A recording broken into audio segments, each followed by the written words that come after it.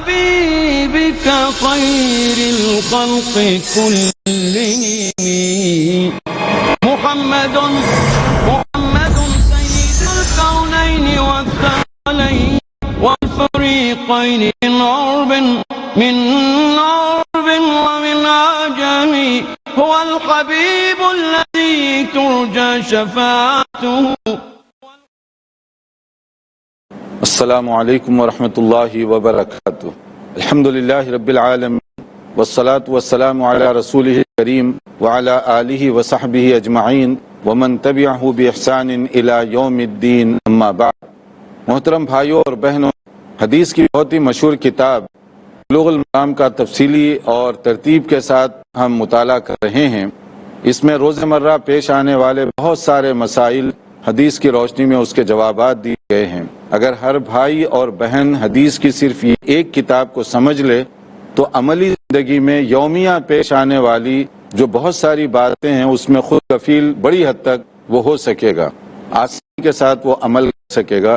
اس سے پہلے ہم نے نماز، اس کے آداب، کچھ باتیں، ٹائم ٹیبل اور اسی طرح سے اذان وغیرہ کے بارے میں کچھ باتیں بتائی ہیں. قبل اس کے کہ ہم آگے بڑھیں، چاہیں گے کہ خاص طور پر اذان کا جو مسئلہ بتایا تھا کہ اذان کے اندر چند باتوں کا خاص طور پہ خیال رکھنا ضروری ہے. جیسے اذان سن کر ہمیں کیا کرنا چاہیے، اذان کون دے، اذان کب دی جائے، یہ چند بنیادی باتیں تھیں. تو آپ میں سے کوئی اگر بھائی وہ تھوڑا سا بتا دے کہ اذان اگر سنائی دے تو سننے والے کی ذمہ داری کیا ہے، کیا کہے وہ، کون بولے آپ؟ جب اگر کسی شخص کو اذان سنائی دے تو اسے جواب میں اس طرح اذان دہرانا چاہیے، سوائے حی علی الصلاۃ حی علی الفلاح کے وقت اسے کہنا چاہیے لا حول ولا قوت الا باللہ. ماشاء اللہ. جیسے اذان دی جا رہی اسی طرح سے آپ دہرائیں، صرف حی علی الصلاۃ اور حی علی الفلاح پر لا حول ولا قوت الا باللہ یہ کہیں آپ. اور اسی طرح اذان دیتے وقت عام طور پہ کان میں انگلیاں رکھتے ہیں، اس کی کیا حکمت ہو سکتی ہے؟ اس کی بہت ساری حکمتیں بتائی گئی ہیں. پہلے تو جو شخص اذان دے رہا ہے وہ بلند آواز سے اذان دے گا اور جو ہے اس کے بھی سننے میں کوئی تکلیف نہ ہوگی. اور اگر کوئی گونگا ہے تو وہ بھی اس کو بھی اندازہ ہوگا اس چیز کا، اور آواز بلندی سے دینے میں بھی اس میں سہولت ہو سکتی ہے. ماشاء اللہ. اور سنت پر عمل کرنے کا ہر صورت میں فائدہ اور اس کے لیے ثواب بھی ہے، اس کے لیے خیر اور برکت ہے جہاں بھی آدمی دے گا اذان. اور اسی طرح سے اذان دینے کے آداب میں یہ بات بھی بتائی گئی کہ مؤذن ذرا بلند آواز، خوبصورت آواز والا ہو تاکہ بہتر طریقے سے لوگوں تک نماز کے وقت کے بارے میں بتا سکے. آواز بھی بلند اور خوبصورت بھی آواز ہو، اس کی اچھی آواز ہو. یہ نہ ہو کہ مؤذن کی آواز سن کر لوگ کان پہ ہاتھ رکھ لیں اپنے، ایسے نہیں ہوگا، بلکہ اٹریکٹیو انداز سے پرکشش انداز ہو. لیکن یہ کہ اذان کے لیے جو اصول اور طریقہ ہے اس کے مطابق اذان کو پرکشش بنانے کا یہ معنی نہیں ہے کہ وہ میوزیکل انداز اختیار کیا جائے، وہ تو پھر عبادت کی روح کے خلاف ہو جائے گا. اب اس کے ساتھ آگے چلیے. اذان کے بعد جو ہم دعا پڑھتے ہیں، کوئی بھائی دعا پڑھ سکتا ہے اس میں آپ سے؟ اللہم رب هذه الدعوة التامة والصلاة القائمة آت محمدا الوسيلة والفضيلة وابعثه مقاما محمودا الذي وعدته. ماشاء اللہ ماشاء اللہ، جزاکم اللہ خیر.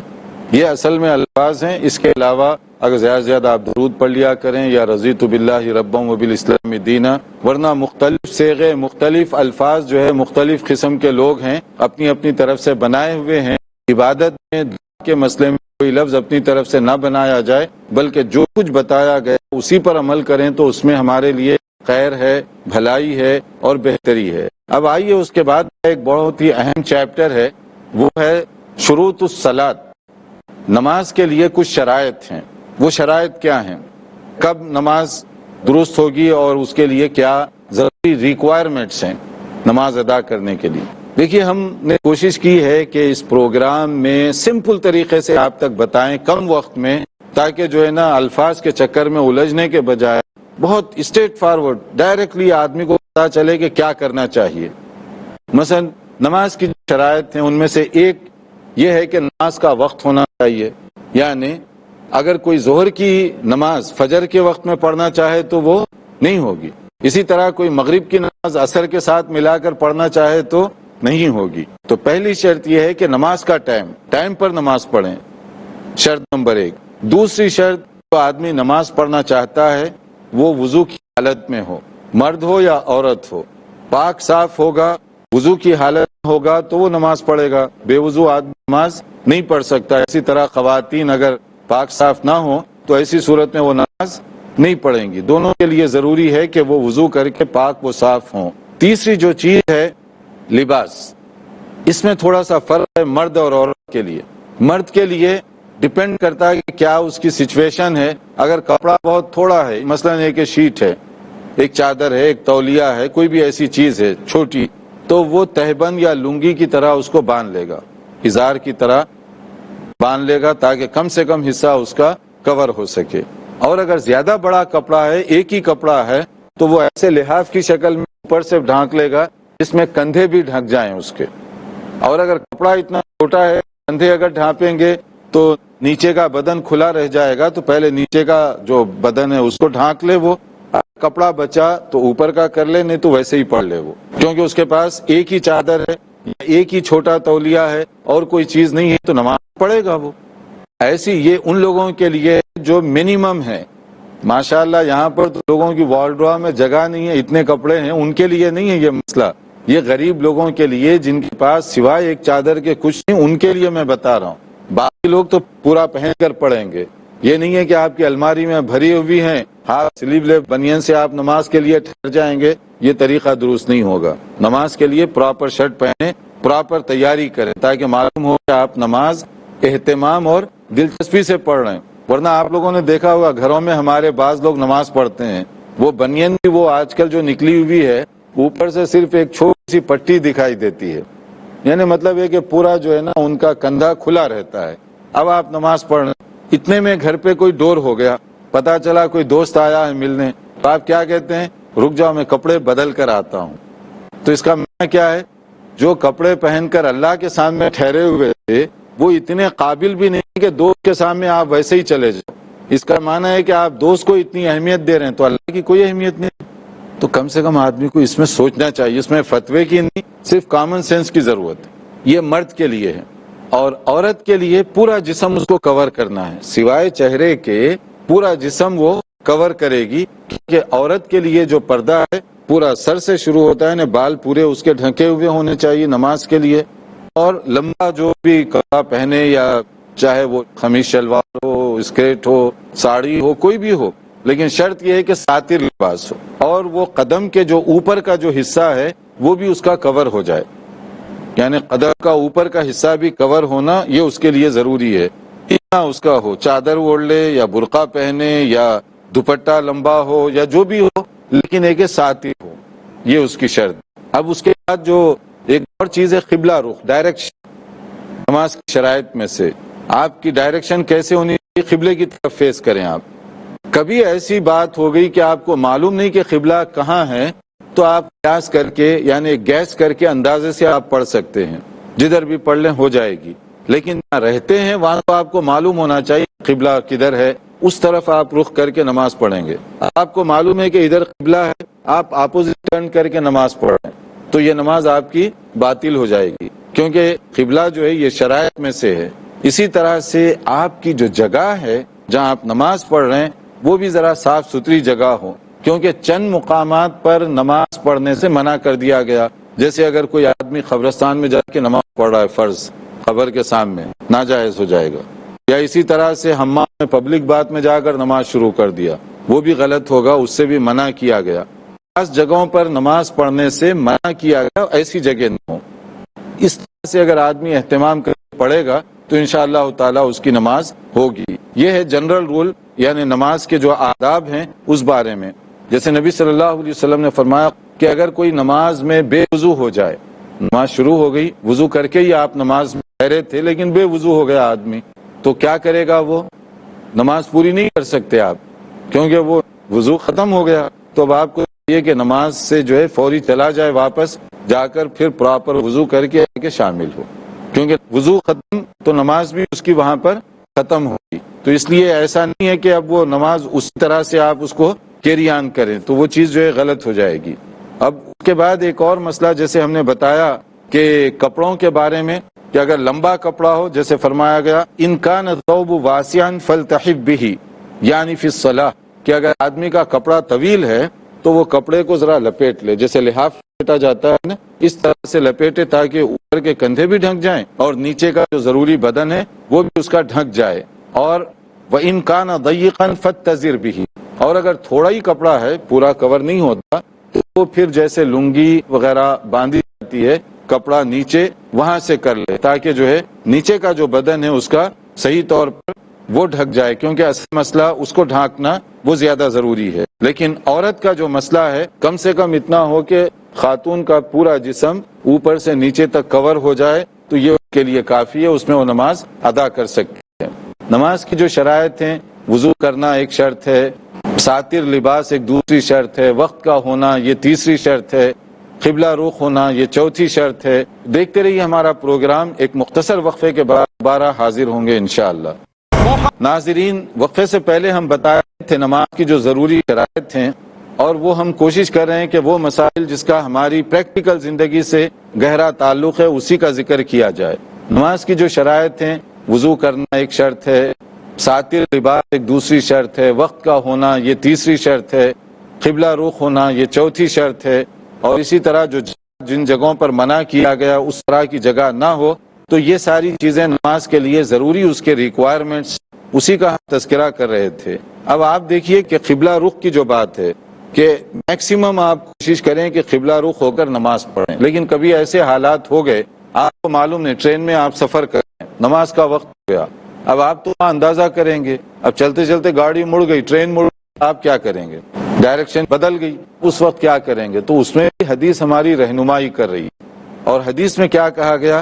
رأیت رسول اللہ صلی اللہ علیہ وسلم یصلی علی راحلتی حیث توجہت بہ، نبی صلی اللہ علیہ وسلم کو میں نے پرسنل دیکھا ہے، حضرت عامر بن ربیعہ رضی اللہ عنہ فرماتے ہیں کہ سواری پر بیٹھ کر آپ نوافل پڑھ رہے تھے، اور ہے بخاری اور مسلم کی حدیث، اپنی سواری پر، سواری وہی اونٹنی پر بیٹھ کر جب آپ شروع کرتے تو آپ جو ہے قبلے کی طرف چہرہ کر کے شروع کرتے، پھر جو راستے پر اونٹنی چل پڑتی، تو مطلب یہ کہ ڈائریکشن بعد میں بدل بھی جاتا لیکن آپ کی نفل نماز جاری رہتی۔ صرف فرض کے لیے آپ عموماً اترا کرتے تھے، کیونکہ فرمایا گیا وَلَمْ يَكُنْ يَصْنَعُهُ فِي الْمَكْتُوبَةِ، کہ عام طور پر آپ کا جو انداز تھا نفل، کیونکہ سفر طویل ہوتا تو آپ سفر کے دوران بھی نوافل کا اہتمام کرتے۔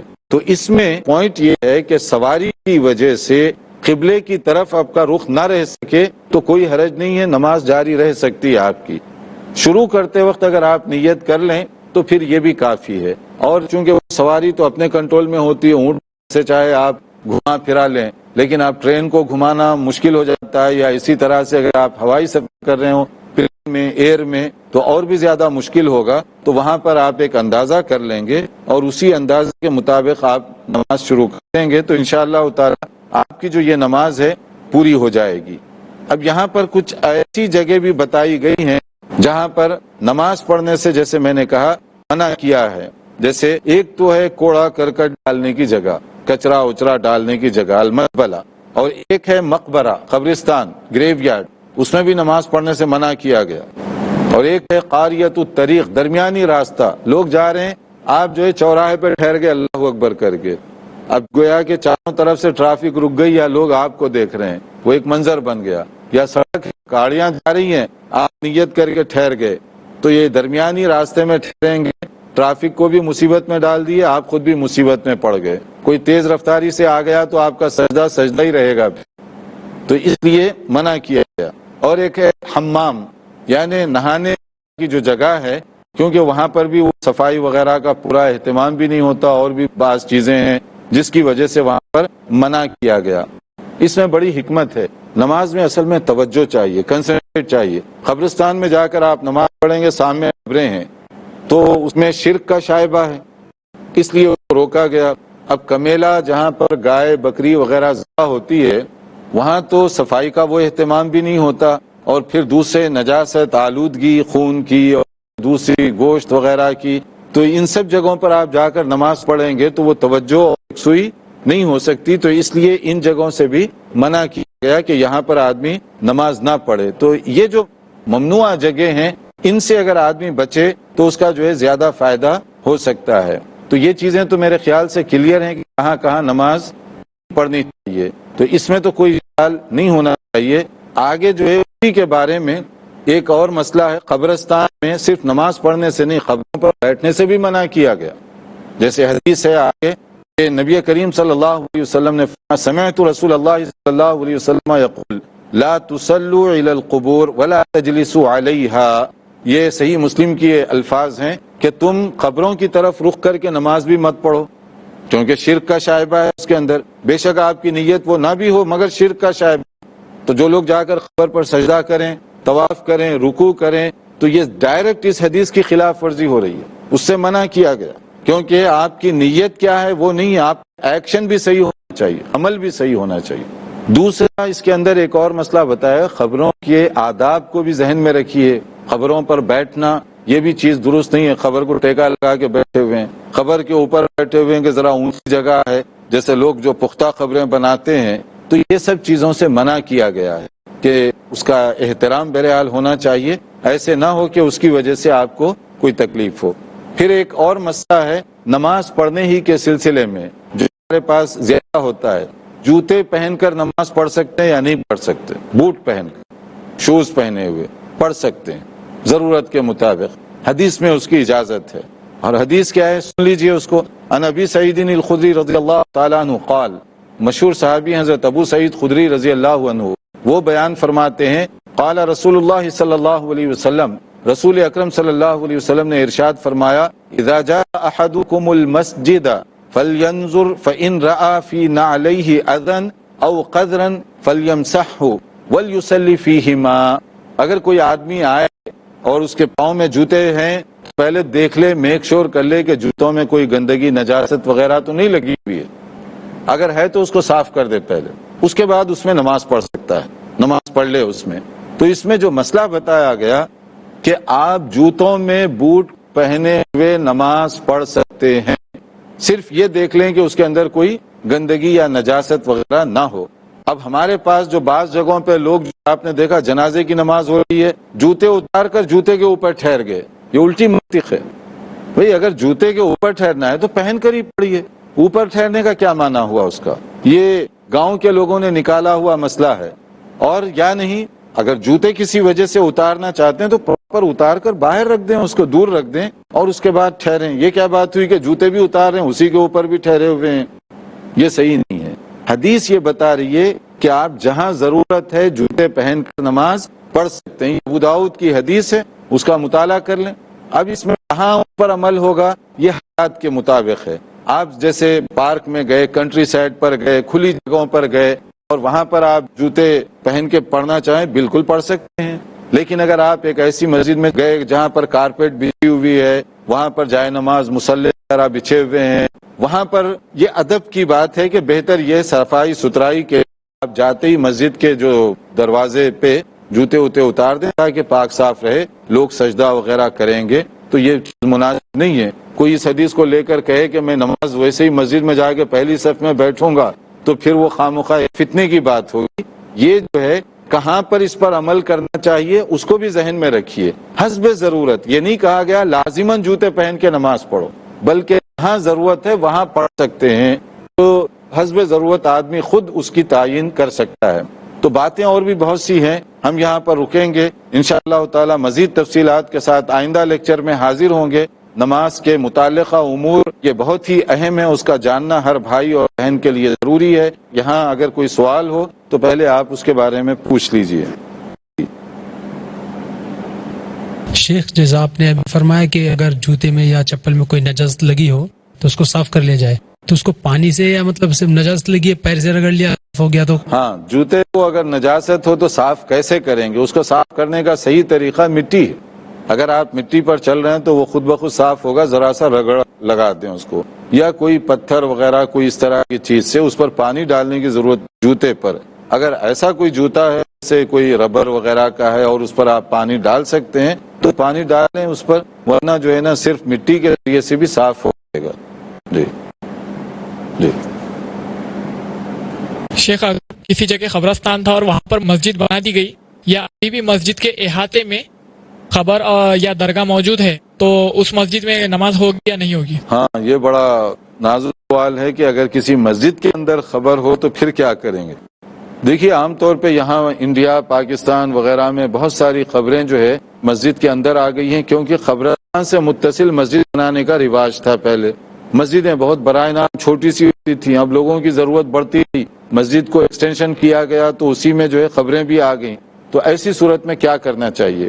خبر کے سامنے ٹھہر کر نماز پڑھنا یہ کہیں بھی جائز نہیں، مسجد کے اندر ہو یا باہر ہو. اور کوئی بات اس بارے میں اگر کرنی ہو؟ جی. جیسے کہ آپ نے خواتین کا سطر بتایا نماز کے لیے کہ پورا جسم ڈھکا ہونا چاہیے، لیکن ہندوستانی ماحول میں خواتین جو ساڑی میں نماز پڑھتے ہیں اور اس کے اوپر صرف ایک اوڑھنی لپیٹ لی جاتی ہے اوپر سے، جو ان کے بدن کو پوری طرح نہیں ڈھکتی ہے، پیٹ کا حصہ کھلا ہوتا ہے اور خدمے بھی کھلے ہوتے ہیں. تو اس طرح ان کی نماز تو ہوگی یا نہیں؟ ساڑی پہن کر نماز پڑھنے سے ہوگی یا نہیں ہوگی؟ دیکھیے، ساڑی پہننے پہ ڈیپینڈ کرتا ہے، یہ صرف ساڑی کے ساتھ نہیں ہے. اگر آپ میکسی پہنیں گے تو بھی کوشچن وہی ہوگا، اگر آپ شلوار پہنیں گے تو بھی کوشچن ہوگا. مقصد اس کا کپڑا پورا ڈھانکنے والا ہو. اب ساڑی کیسے لپیٹتے؟ بعض خواتین جو خاص طور پر بزرگ خواتین وہ ایسی ساڑی لپیٹتی ہیں کہ ان کے جسم کا کوئی حصہ نہیں دکھائی دیتا، اور کچھ ایسی ہیں کہ نیم برہنہ ہوتی ہیں. دونوں ساڑی پہن رہی ہیں لیکن فرق ہوتا ہے. تو اس میں اصل مقصد ہونا چاہیے کپڑا کوئی بھی ہو، لباس کوئی بھی ہو، پوری طرح سے ساتر ہو، اوپر سے نیچے قدم کے اوپر کے حصے تک ڈھانکنے والا ہوا تو وہ کافی ہے، وہ ساتر لباس سمجھا جائے گا. ہمارے ٹائم ہو رہا ہے، تو مزید سوالات کے لیے اور نماز سے متعلق مزید امور کے لیے دیکھتے رہیے ہمارا پروگرام. انتظار کیجیے آئندہ لیکچر کا. والسلام علیکم ورحمۃ اللہ وبرکاتہ. مولاي صل وسلم دائما أبدا على حبيبك خير الخلق كلهم محمد سيد الكونين والثقلين والفريقين من عرب ومن عجم هو الحبيب الذي ترجى شفاعته هو الحبيب الذي ترجى شفاعته لكل هول من الأهوال مقتحم. مولاي صل